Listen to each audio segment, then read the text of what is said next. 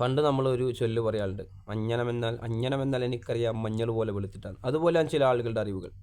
അവർ വിചാരിക്കും ഞാൻ വലിയ അറിവുള്ള ആളാണെന്ന് വിചാരിക്കും. എന്നിട്ട് സമൂഹത്തിൽ ഒക്കെ ഭയങ്കരമായിട്ട് സംസാരിക്കാനൊക്കെ തുടങ്ങും. പക്ഷേ യഥാർത്ഥത്തിൽ നമുക്കറിയാം, അറിവുകൾ പഠിക്കും തോറും നമ്മൾ വളരെ കുറച്ച് മാത്രമേ പഠിക്കുന്നുള്ളൂ എന്നതാണ് യാഥാർത്ഥ്യം. അതേപോലെ ചില ആളുകളുണ്ട്, അവർ എല്ലായിടത്തും ഓക്കെയാണ്. അവർ പറയും എപ്പോഴെങ്കിലും ഒരു സ്ഥാനം, ഒരു കിച്ചണിലൊക്കെ വർക്ക് ചെയ്യുന്ന ആളുകളാണ്, അവരെല്ലാം കറക്റ്റായിരിക്കും. അവർ പറയും ഞാൻ ഓക്കെയാണ്. അതുപോലെ കുടുംബത്തിലുണ്ടാകാം, ഭാര്യ ഭർത്താക്കന്മാർക്കിടയിൽ ഉണ്ടാകാം, എല്ലാ സ്ഥലത്തും ഇതുണ്ടാകും. ഒരു ഓഫീസിലുണ്ടാകാം, ഒരു സ്ഥാപനത്തിലുണ്ടാകും, എല്ലാ സ്ഥലത്തും ഇങ്ങനെയുള്ള ആളുകളുണ്ടാകും. I am okay, you not okay.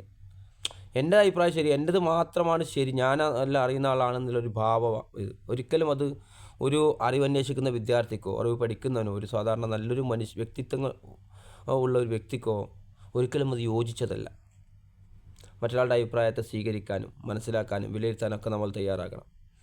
ഈ ഒരു സ്ത്രീകളുടെ മുഖമറക്കലുമായി ബന്ധപ്പെട്ട് ചെറിയൊരു സംസാരത്തിൻ്റെ ഒരു ഭാഗം ഞാൻ കേൾക്കുക.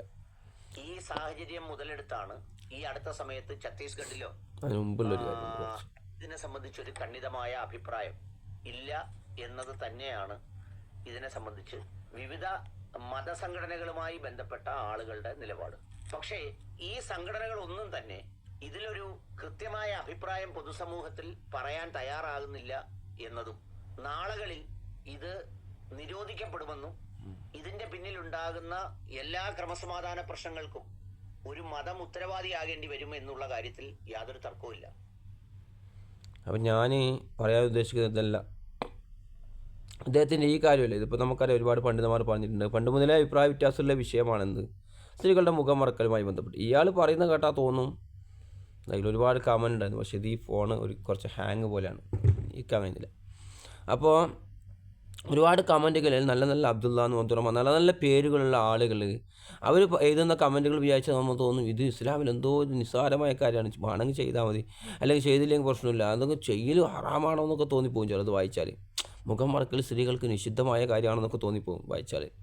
അങ്ങനെയുള്ള കാര്യങ്ങളാണ് നമ്മളത് കമൻറ്റുകൾ കാണുന്നത്. നമ്മൾ ഒരു കാര്യം, മതപരമായ കാര്യങ്ങൾ അതിൻ്റെ യഥാർത്ഥ സ്രോതസ്സിൽ നിന്ന് എപ്പോഴും പഠിക്കാൻ വേണ്ടി ശ്രമിക്കണം. നല്ല നല്ല പണ്ഡിതന്മാർ, നമുക്ക് വലിയ വലിയ പണ്ഡിതന്മാർ, ഹദീസിൽ അഗാധമായ ജ്ഞാനമുള്ള പണ്ഡിതന്മാരുടെ കയ്യിൽ നിന്നൊക്കെ, അതാണ് അറിവ് നമ്മൾ ഇവിടുന്ന് പഠിക്കുന്നു എന്നത് വലിയൊരു വിഷയമാണ്. അപ്പോൾ അങ്ങനെയുള്ള ആളുകളിൽ നിന്ന് പഠിക്കാൻ വേണ്ടി നമ്മൾ തയ്യാറാകണം. ഇങ്ങനെയുള്ള ആളുകളിൽ നിന്ന് കേട്ടത് എന്തെങ്കിലും കേട്ടിട്ട് അത് ഇസ്ലാമാണെന്ന് ഒരിക്കലും മനസ്സിലാക്കരുത്, തെറ്റിദ്ധരിക്കുന്ന അവസ്ഥ ഉണ്ടാകരുത്.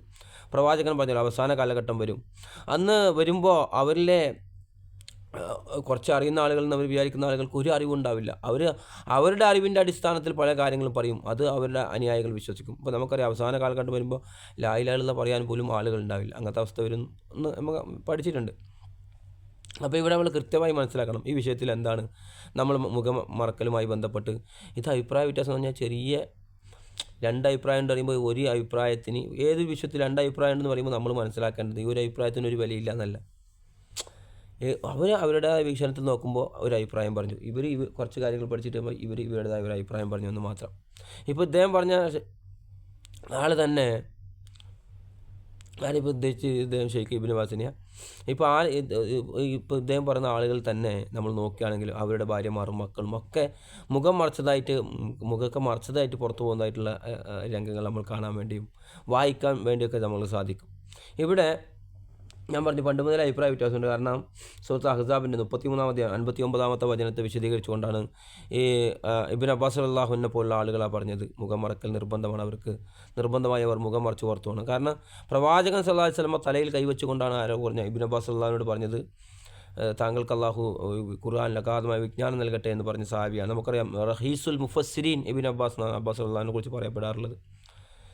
അങ്ങനെ മുഫസ്സിരീങ്ങളുടെ നേതാവായിട്ട് അദ്ദേഹം അറിയപ്പെടുന്ന വ്യക്തിയാണ്. അപ്പോൾ അദ്ദേഹമാണ് പറഞ്ഞത് സൂറത്ത് അഹ്സാബ് 33-59 വചനത്തിൻ്റെ വിശദീകരണത്തിൽ അദ്ദേഹം പറഞ്ഞത് മുഖം മറച്ചുകൊണ്ടാണ് സ്ത്രീകൾ പോകേണ്ടത്, നിർബന്ധമാണ് സ്ത്രീകൾക്ക് മുഖം മറക്കൽ.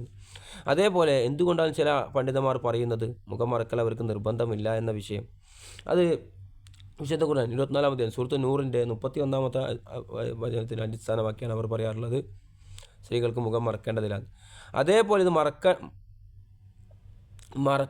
മറക്കേണ്ട എന്ന് പറയുന്ന ആളുകൾ പോലും അവർ പറയുന്നത് എന്താണ്, ഫിത്നയുടെ കാലഘട്ടമാണെങ്കിലും മറക്കണം, നിർബന്ധമാണ് അവർക്ക് എന്നത് യാതൊരു അഭിപ്രായ വ്യത്യാസമില്ല.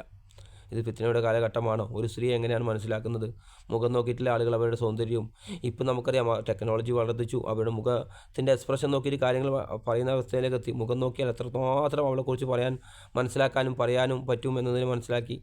അങ്ങനെ ഒരുപാട് പഠനങ്ങൾ പുരോഗമിക്കുന്ന ആ രീതിയിലൊക്കെ. അപ്പോൾ നമുക്ക് ഒരു പെൺകുട്ടി പെട്ടെന്ന് നടന്നു വരുമ്പോൾ തന്നെ അവളെക്കുറിച്ച് ഒരുപാട് കാര്യങ്ങൾ ക്യാച്ച് ചെയ്യാൻ അറിയാൻ. ഇതൊക്കെ എങ്ങനെ സാധിക്കുന്നു? മുഖം നോക്കിയിട്ടാണ്, കണ്ണിൽ എക്സ്പ്രഷൻ നോക്കിയിട്ടാണ്, മുഖം നോക്കിയിട്ടാണ്. അപ്പോൾ ഈ ഒരു കാലഘട്ടത്തിൽ മുഖം നിറക്കൽ നിർബന്ധമുണ്ടോ എന്ന് വെച്ചാൽ മഹാഭൂരിഭാഗം പറയും ചിലപ്പോൾ നിർബന്ധം തന്നെ എന്ന് പറയും. അതേപോലെ അഭിപ്രായ വ്യത്യാസമുണ്ട്, ഞാൻ പറഞ്ഞു ആദ്യം തന്നെ. അതേപോലെ നമ്മൾ മനസ്സിലാക്കേണ്ട വിഷയം, ഇപ്പോൾ ഇദ്ദേഹം പറയുന്നുണ്ട് നിരോധിക്കാനൊക്കെ സാധ്യതയുണ്ട് ഭാവിയിൽ. ഇപ്പോൾ നമുക്കറിയാം, നമ്മൾ ഇപ്പോൾ പാലൊക്കെ കുടിക്കാറുണ്ട്. ചില ഡോക്ടർമാർക്ക് പറയാം പാല് ഭയങ്കര അങ്ങനെയാണ്, മോശമാണെന്നൊക്കെ പറയാറുണ്ട്. അപ്പോൾ നമ്മൾ അത്ഭുതപ്പെട്ടു പോകും, പാല് മോശമാണെന്നുള്ള ഇയാൾ പറഞ്ഞു. കുറച്ച് കാലം കഴിഞ്ഞാൽ പാല് നിരോധിക്കുന്നൊക്കെ പറഞ്ഞാൽ നമ്മൾ എന്തായിരിക്കും അവസ്ഥ? എന്നിട്ട് ഇപ്പോൾ കുറച്ച് കാലം കഴിഞ്ഞ് പാല് നിരോധിക്കുന്നത് ഇന്ന് തന്നെ പാല് കൂടി നിർത്തണം എന്നാണോ? അതേപോലെ ഇപ്പോൾ നമുക്കറിയാം ഹെൽമെറ്റൊക്കെ നമ്മൾ ധരിക്കാറുണ്ട്. ബൈക്കിൽ ഹെൽമെറ്റുമായി വന്നിട്ട് ഹെൽമെറ്റിനുള്ള ദോഷം പറയേ വേണ്ട. കാരണം എന്താ? ഹെൽമെറ്റുമായി വന്നിട്ട് അത് മാല മോഷ്ടിച്ചിട്ട് പോകുന്നത്, ഹെൽമെറ്റ് ഇട്ട് വന്നിട്ടാണ് കൊലപാതകം നടത്തുന്നത്. ആളുകൾ 2 ആളുകൾ അല്ലെങ്കിൽ 4 ബൈക്കിൽ ആളുകൾ വന്നു ഹെൽമെറ്റൊക്കെ ഇട്ട് വന്നിട്ടുണ്ട്, ആളുകൾ തിരിച്ചറിയുന്നില്ല, എന്നിട്ട് ആളുകളെ വെട്ടുന്നു, വെട്ടി പരിക്കേൽപ്പിക്കുന്നു, അങ്ങനെയുള്ള സംഭവങ്ങൾ കാണാറുണ്ട്. അതേപോലെ ഈ അടുത്ത കാലത്ത് നടന്ന ATM കൊള്ള എങ്ങനെയാണ് നടന്നത്? ബൈക്കിൽ അവർ വന്നു, ഹെൽമെറ്റ് ഇട്ടാണ് വന്നതുകൊണ്ട് ഒരുപാട് സമയത്തിലാണ് പിടിച്ചത് അവരെ. പക്ഷേ ഹെൽമെറ്റ് ഇട്ടിട്ടാണ് വന്നത്. ആ ഒരു പ്രവൃത്തി നടന്നു എന്ന് വെച്ച് ഹെൽമെറ്റ് നിരോധിക്കണമെന്ന് നമുക്ക് പറയാൻ വേണ്ടി പറ്റുമോ? ഒരിക്കലുമില്ല. മറ്റൊരു ഉദാഹരണം പറയാം, മാസ്കുമായി ബന്ധപ്പെട്ട്. നമുക്കറിയാം കൊറോണ സമയത്ത് നമ്മളൊക്കെ മാസ്ക് ധരിക്കാൻ തുടങ്ങി. മാസ്ക് ധരിക്കാതെ പുറത്തിറങ്ങുന്നില്ല. പക്ഷേ മാസ്ക് ധരിച്ചാൽ നമുക്ക് ആരെങ്കിലും പെട്ടെന്ന് തിരിച്ചറിയോ? ഒരിക്കലും തിരിച്ചറിയില്ല. അതേപോലെ ഇന്നിപ്പോൾ ട്രെയിനിലും ബസ്സിലും പല യാത്രകളിലും ഫ്ലൈറ്റുകളിലും ഒക്കെ മാസ്ക് ധരിച്ചിട്ടുള്ള ആളുകളെ നമ്മൾ കാണാറുണ്ട്. നമ്മൾ പറയുമോ ഇപ്പോൾ കൊറോണ ഒന്നുമില്ലല്ലോ, ഇപ്പോൾ പ്രശ്നമൊന്നുമില്ലല്ലോ, നിങ്ങളെന്തിനാ മാസ്ക് ധരിക്കുന്നത് എന്നൊക്കെ നമ്മൾ പറഞ്ഞ് അവരോട് കയർക്കാൻ നിൽക്കുമോ? ഇല്ല, ഒരിക്കലും. അവർ മാസ്ക് ധരിക്കുന്നത് അവരുടെ സൗന്ദര്യം, അവരുടെ ഇഷ്ടമാണ്, അവരുടെ സ്വന്തമായ താല്പര്യവും ഇഷ്ടവും അനുസരിച്ച് അവർ ധരിക്കുന്ന ഒരു പ്രശ്നവുമില്ല അതിനെക്കൊണ്ട്. ഇനിയിപ്പോൾ എയർപോർട്ടിലൊക്കെ അത് വേണമെങ്കിലോ അത് മുഖം നമുക്ക് താഴ്ത്തിയിട്ട് കാണിച്ചു കൊടുക്കൂലേ? അതേപോലെ തന്നെ സ്ത്രീകൾ, മുഖം മറക്കുന്ന സ്ത്രീകൾ അവരുടെ ഐഡൻറ്റിറ്റിക്ക് വേണ്ടിയിട്ട് അവർ ക്ലാസ്സിൽ പോയാലോ അല്ലെങ്കിൽ അവരുടെ കോളേജിലോ അല്ലെങ്കിൽ അവരുടെ എയർപോർട്ടുകളിലോ അല്ലെങ്കിൽ ഇതുമായി ബന്ധപ്പെട്ട ഉദ്യോഗസ്ഥന്മാരുടെ മുമ്പിലൊക്കെ മുഖം അവർ എടുത്ത് കാണിക്കാറില്ല, മുഖം കാണിക്കാറുണ്ട്. അപ്പോൾ എന്താ ഇവിടെ പ്രശ്നം? ഇദ്ദേഹം പറഞ്ഞ കേട്ടോ ഇത് നമ്മൾ ഹദീസ് നിഷേധികളായ ആളുകൾ, ഈ ഇസ്ലാമിൻ്റെ നിഷേധ സ്വഭാവമുള്ള ആളുകളുടെ വായിൽ നിന്ന് വരുന്ന വാക്കുകളാണ് ഇദ്ദേഹത്തിൻ്റെ വായിൽ നിന്ന് വരുന്നത്. അപ്പോൾ നമ്മൾ ശ്രദ്ധിക്കുക. ആരെങ്കിലും ഇപ്പോൾ ഒരുപാട് അധികമായ മുസ്ലിങ്ങളാണ് ഈ അദ്ദേഹത്തിൻ്റെയൊക്കെ വീഡിയോ കാണുന്നതും കമൻറ്റ് ചെയ്യുന്നതൊക്കെ. അപ്പോൾ നമ്മളൊരു കാര്യം, ഒരു അറിവ് പഠിക്കുമ്പോൾ, ഒരു ഇൽമ പഠിക്കുമ്പോൾ നമ്മൾ മനസ്സിലാക്കുക. അല്ലെങ്കിൽ ഇതുപോലെ ജാഹിലുകളുടെ വിഷയങ്ങൾ കേൾക്കുമ്പോൾ നമ്മൾ ശ്രദ്ധിക്കുക. അത് സ്വീകരിക്കാൻ എന്ത് സ്വീകരിക്കണം, എന്ത് സ്വീകരിച്ചുകൂടാ എന്ന് നമ്മൾ കൃത്യമായി നമ്മളെ മനസ്സിനെ പഠിപ്പിക്കണം എന്ന് പറഞ്ഞുകൊണ്ട് ഞാൻ നിർത്തുന്നു. അസ്സലാമു അലൈക്കും.